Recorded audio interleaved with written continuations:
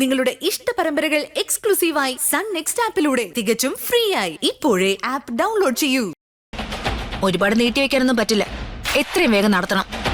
അത് എനിക്കൊന്ന് ആലോചിക്കണം. ആലോചിക്കാനേ പല കാര്യങ്ങളുണ്ട്. ആലോചിക്കുന്നതും ചിന്തിക്കുന്നതും ഒക്കെ ആ ദേവിയെ കുറിച്ചായിരിക്കും അല്ലേ? ആണെങ്കിൽ വേറെ ആരെയും ബോധ്യപ്പെടുത്തിയിട്ടല്ല ഞാൻ എന്റെ ചിന്തകളും പ്രവർത്തികളും തീരുമാനിക്കുന്നത്. എനിക്ക് ഇഷ്ടമുള്ളത് ഞാൻ ചിന്തിക്കും, ഇഷ്ടമുള്ളതൊക്കെ ചെയ്യും. അതാണ് ഞാൻ. എന്നല്ലേ ഒരു കാര്യം ഞാൻ പറഞ്ഞേക്കാം.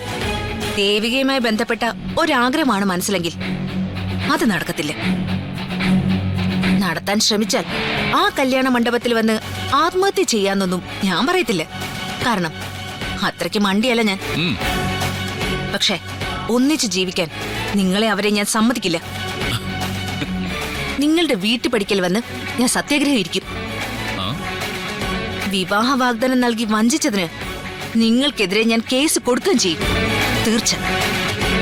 5 കൊല്ലം നിയമം പഠിച്ച് ഞാൻ വക്കീൽ കുപ്പായിട്ടത് സ്വന്തമായിട്ടിങ്ങനെ ഒരു കേസ് വാദിക്കാൻ കൂടിയാണെങ്കിൽ അതങ്ങനെ നടക്കട്ടെ. ഞാൻ വാദിച്ചോളാം. അത് സിദ്ധേട്ടാ.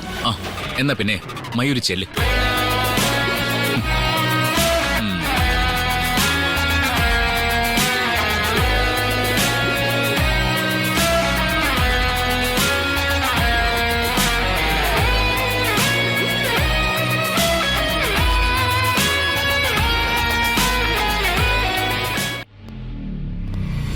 നിനക്ക് കാശോ?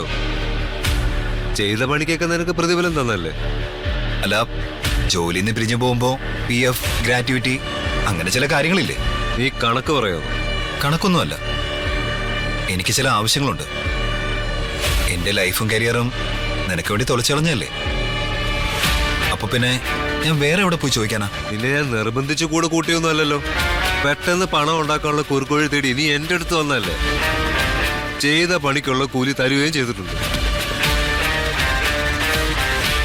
പാടത്തെ പണിക്ക് വരമ്പത്ത് കൂലി, അതാ ശരത്തിന്റെ രീതി. അവിടം കൊണ്ട് ഏടപാട് തീർന്നു. ജീവനാംശം ചോദിച്ചു വരുന്നവന്റെ ജീവൻ ഞാൻ എടുക്കും. അറിയാലോ നിനക്കെന്നെ. എനിക്ക് വേറെ നിവൃത്തിയില്ലാത്തതുകൊണ്ടാ. ആട്ടെ, കാശ് വാങ്ങിച്ച് നീ എങ്ങോട്ട് പോവാനാ പ്ലാൻ? കാശിക്കോ? എനിക്ക് വേറെ ജോലി കണ്ടെത്തണം. അതുവരെ കുടുംബത്തിലെ കാര്യങ്ങൾ നോക്കാനാ.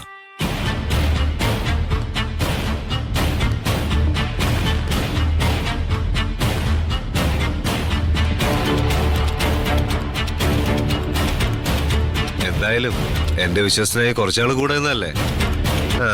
ഞാനൊന്ന് ആലോചിക്കട്ടെ.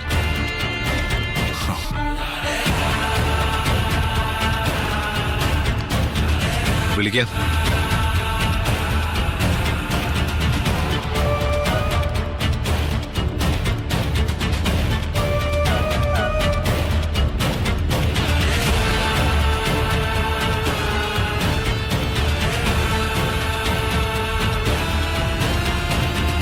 സാറും അക്ഷര മാഡവും സന്തോഷത്തോടെ ജീവിക്കുന്ന കണ്ടാ മതി.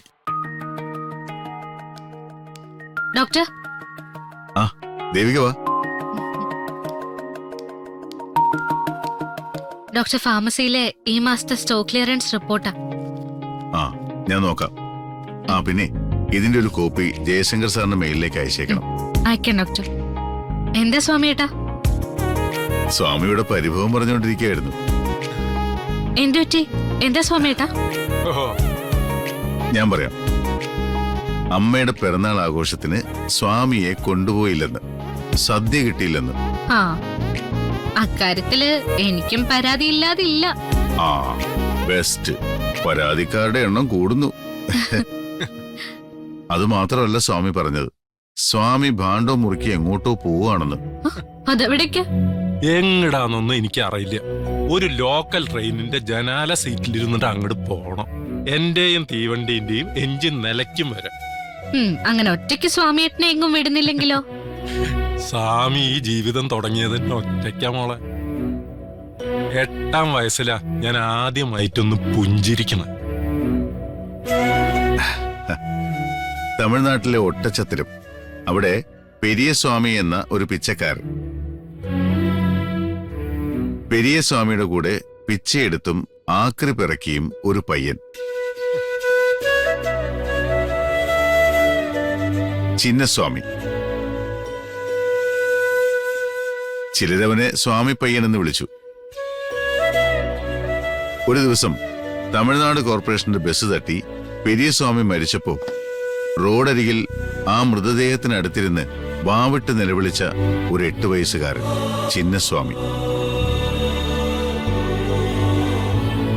ചിന്നസ്വാമിയെ അതുവഴി വന്ന ഡോക്ടർ ജയശങ്കർ സാർ ഒപ്പം കൂട്ടി. ചിന്നസ്വാമി വളർന്നപ്പോ വെറും സ്വാമിയായി. ജയശങ്കർ സാറിനൊപ്പം ഞാൻ എത്തിയ അന്നു മുതൽ സ്വാമി എന്റെ നിഴല, വലങ്കയ്യ. ആ സ്വാമിയെ ഞാൻ വിടുവോ സ്വാമി? അതുകൊണ്ട് ആ വിൻഡോ സീറ്റ് എന്ന മോഹം സ്വാമി അങ്ങ് വിട്ടേക്ക്. സർ, ആ ആ സിദ്ധാർത്ഥൻ കാണാൻ വന്നിട്ടുണ്ട്.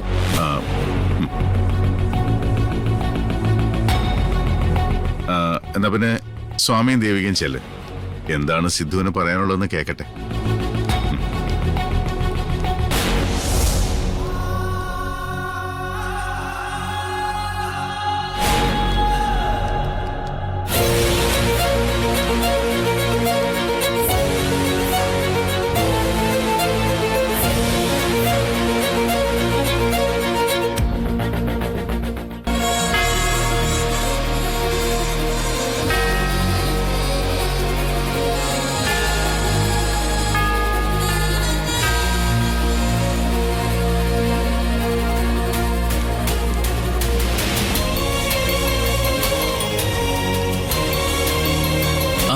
സ്വാമിയേട്ടാ.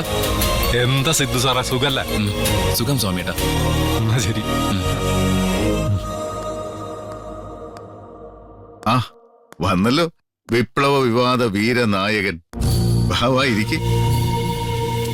കാര്യം വളച്ചുകെട്ടില്ലാതെ പെട്ടെന്ന് പറഞ്ഞു, ഇന്നെനിക്ക് ഇത്തിരി തിരക്ക് കൂടിയ ദിവസം. രാവിലെ വീട്ടിലുണ്ടായ പുകലൊക്കെ ഞാൻ വരുന്ന വഴിക്ക് ഡോക്ടറോട് പറഞ്ഞിരുന്നല്ലോ. എന്റെ കല്യാണം, അതാണിപ്പോ എന്റെ വീട്ടിലെ ഏറ്റവും വലിയ പ്രശ്നം. അതുകൊണ്ട് തന്നെ ഞാൻ കല്യാണം കഴിക്കാൻ തീരുമാനിച്ചു. പക്ഷേ മയൂരിയല്ല, എന്റെ മനസ്സിന് ഇഷ്ടപ്പെട്ട വേറൊരു പെൺകുട്ടിയാ. ആ എന്നിട്ട് ആളെ കണ്ടെത്തിയോ? ഉവ്വ. ദേവികയാണല്ലേ? ഡോക്ടർ, അത് എനിക്ക് ഊഹിക്കാൻ കഴിയും സിദ്ധു. ഇതിങ്ങനെയേ സംഭവിക്കുമെന്നും എനിക്കറിയാമായിരുന്നു. കാരണം സുധയുടെ ഹൃദയത്തിന് മറ്റൊരു പെൺകുട്ടിയെ സ്നേഹിക്കാൻ കഴിയില്ല. ഇക്കാര്യം ദേവികയോട് പറയണ്ടേ? വേണം. എന്താവും മറുപടി എന്ന് ഓർത്തിട്ട് ഒരു ടെൻഷൻ. ആ എന്തായാലും ഒറ്റയടിക്ക് ഒരു എസ് പ്രതീക്ഷിക്കണ്ട. എന്നെങ്കിലും ദേവിക സമ്മതിച്ചേക്കാം. അങ്ങനെ കരുതിയാ മതി. ഞാൻ കാത്തിരുന്നോളാം ഡോക്ടർ. എന്തായാലും ദേവികയോട് സിദ്ധു സംസാരിക്കും. സിദ്ധുവിനോട് എനിക്ക് ഒന്നേ പറയാനുള്ളൂ. ഈ ചെറിയ പ്രായത്തിൽ ഒരുപാട് കരഞ്ഞ പെൺകുട്ടിയാ ദേവിക. ഒരുപാട് നൊന്തയാളാ. മനസ്സിൽ നന്മ മാത്രമുള്ള, സ്നേഹിക്കാൻ മാത്രം അറിയാവുന്നൊരു പെൺകുട്ടി. നാളെ സിദ്ധുവിന്റെ കൈപിടിച്ച് സിദ്ധുവിന്റെ ജീവിതത്തിലേക്ക് ദേവിക വന്നാലും മുമ്പോട്ടുള്ള യാത്ര അത്ര സുഗമമായിരിക്കില്ല എന്ന് എനിക്കറിയാം. ഒരു പടമുഖത്തേക്കാ സിദ്ധു ദേവികയെ കൊണ്ടുപോകുന്നത്. കരയിക്കരുത് ദേവികയെ. ആര് നിമിത്തവും ദേവികയുടെ കണ്ണുകൾ തുളുമ്പരുത്. ഇനി കരയാൻ കണ്ണുനീരോ അതിനുള്ള ത്രാണിയോ ഇല്ല ആ പാവത്തിന്.